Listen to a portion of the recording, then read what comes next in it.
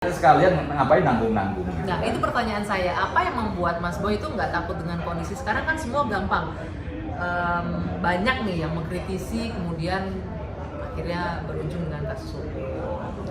Yang bersuara kencang, akhirnya banyak yang mundur pelan-pelan. Ya. Yang bikin Mas Boy Saya itu kan sejak 2012 itu teror kan hanya tinggal uang aja tutup mulut. Terakhir saya diculik orang itu 2011. Tapi culiannya juga lucu, masa diculik diserahkan polisi. Alasannya kemudian dilaporkan pencemaran nama baik gitu kan. Oh gitu. Ya saya seneng-seneng aja kalau begitu. Teror gitu. apa sih yang paling, kalau bisa dibilang mengerikan ya netizennya, apa? Tidak saya sebutkan, kasihan nanti netizen menjadi kurang semangat kan gitu kan. Makanya yang saya kasihkan tadi yang lucu-lucu aja, diculik tapi ternyata dibawa kantor polisi gitu kan. Dikira polisinya mendukung dia kan gitu kan, 9 orang gitu kan. Nah, kalau menculik kan berarti dia niatnya juga bukan menculik, itu hanya untuk neror aku aja supaya mencabut suratku apa di Jambi sana. Itu sering begitu ya? Iya sekali aja. Sekali aja. Jangan ngomong sekarang nanti orang enggak. Nggak ada. Ya, Pertanyaan saya kemudian ini Mas Boy, maaf saya potong. Dari mana sih sumber-sumber buktinya? Ini lebih dulu dari jaksa dan para penyidik loh Mas Boyam ini, data-data yang diberikan ke kejaksaan, barang bukti. Surat jalan itu kan yang paling betul, utama, ada kan? pesawat, perjalanan pesawat segala macam untuk kasus Joko Chandra yang lagi ramai sekarang. Dari langit.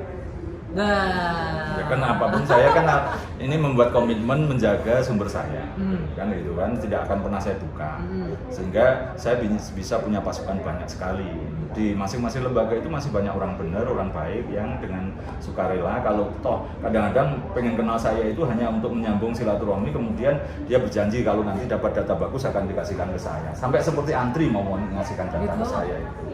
Dan banyak itu ya kayaknya yang punya data yang pengen nyerahin. Iya banyak, dan kedua kan saya menjamin bahwa saya tidak pernah menduitin. Nah ini nih karena udah keduluan diomongin, karena nggak sedikit juga yang mengkritik begini, ya jangan-jangan itu kan menjadi bisnis untuk ngegebuk orang. Ya. Tolong dong pesan ini hajar si Anu, Ya. tolong hajar si A, hajar si B gitu. Kan ada juga yang begitu, saya tidak menafikan itu. Maka saya sekian lama membangun integritas dan juga membangun relasi itu kan sudah lama sejak, artinya Orde Baru juga sudah. Kalau urusan anti korupsi memang sejak tahun 2000. Dan relatif mulai dari Solo, Jawa Tengah, masuk ke Jakarta, data saya itu tidak pernah aku duitin. Gitu. Jadi bahkan ada beberapa case misalnya ini ada persaingan 2 perusahaan besar, ada korupsi di satu perusahaan itu. Saya nyoba nyari korupsi di perusahaan satunya yang sedang bersaing itu. Kalau belum ketemu dua-duanya saya tidak mau ngurus itu lah, karena nanti diduga diorder oleh lawan. Ya, misalnya menjelang pilkada nih ada wakil bupati ngorder saya untuk menghancurkan bupatinya. Ya saya tunggu nanti kalau sudah habis pilihan.